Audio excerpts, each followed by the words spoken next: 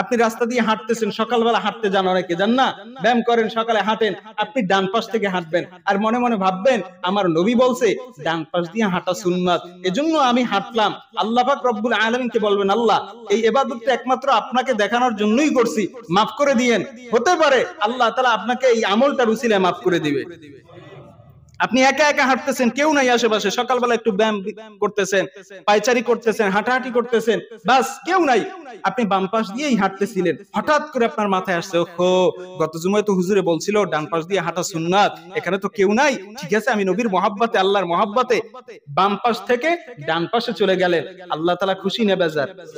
আচ্ছা এই আমলটা যে আপনি করলেন, আপনার স্ত্রী জানে, আপনার সন্তানরা দেখছে, আপনার বন্ধু বান্ধব কেউ দেখছে? দেখছে কে? আল্লাহকে দেখছে। আর বলবেন আল্লাহ এই আমলটা যে আপনার জন্য করলাম, মহাব্বতেই করছি, আল্লাহ এই উসিলায় আপনি আমাকে মাফ করে দিয়েন, দুনিয়া আখিরাতে শান্তি দিয়েন। এমন ভালো ভালো আমল যদি আপনার থাকে, আল্লাহ তাআলা বিপদ থেকেও মুক্তি দান করবেন।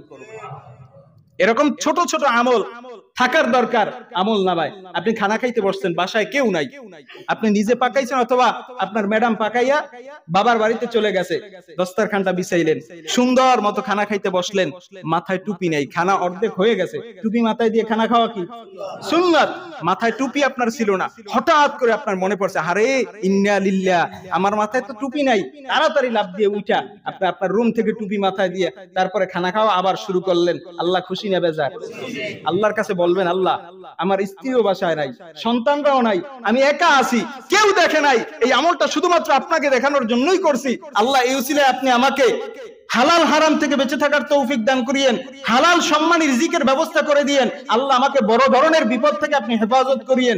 অথবা আপনি যদি কখনো বিপদে পড়েন, এই যে ছোট একটা ইখলাসের সাথে বা ইখলাস আপনার আমল, এই আমলটার উসিলা করে যদি আপনি আল্লাহর কাছে দোয়া করেন, আশা করা যায় বনি ইসরাইলের সেই 3 যুবকের মতো আপনার দোয়াও আল্লাহ তাআলা কবুল করতে পারে।